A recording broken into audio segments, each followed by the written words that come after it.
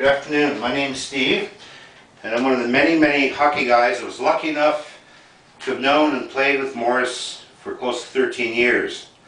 I'm asked to say a few short words about his stellar hockey career. I, along with a small handful of players, some of who are here today, first met Morris while skating at the Donovan Recreation Complex, and I said to myself, man, can this guy skate? He's one of the best skaters I've ever seen.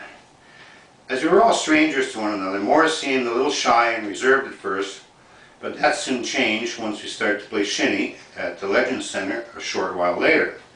Once he hit the ice, you could see his competitive side come out, much like the fire in Maurice Richard's eyes when he played. Of the originals, as we called ourselves back then, he was most likely the best player on the ice. Most of us could barely keep up with him. He was the leader both on and off the ice and in the dressing room. As we got to know him better, we found that he could become friends with almost anybody, even me. As years went by, the group grew, players came and went, and some negative situations started to rise.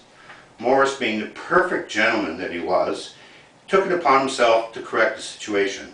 One thing he hated was poor sportsmanship and bad behavior.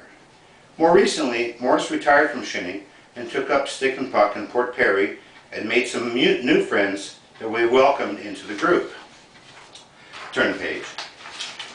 As part of our post-hockey activities, we would get together once or twice a month at Buffalo Wild Wings for lunch and still continue the tradition, albeit at a different venue.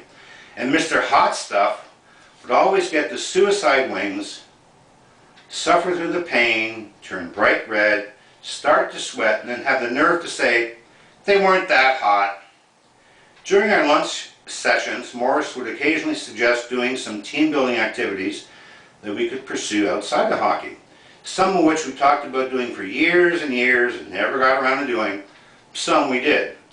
Several times Morris arranged attending an Oshawa Generals game, and many years ago he acquired tickets to a Montreal Canadiens old-timers game. One activity that we finally got around to doing was a summer barbecue that he hosted in 2021, which was a resounding success, and was the first of two more to follow, one hosted by myself later that year, and another in 2022 hosted by Big Steve. The plan was to have one every year. We missed last year due to vacations and scheduling issues, but this year I plan to get together with the guys and hold one in his honor.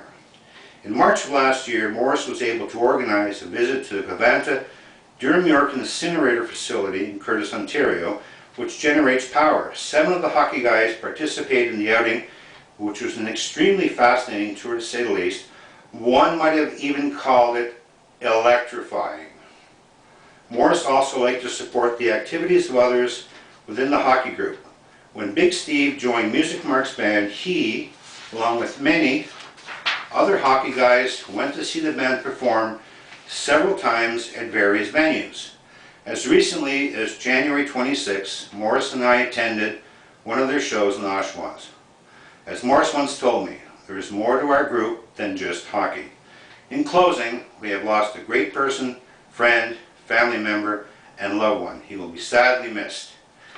That's all, folks.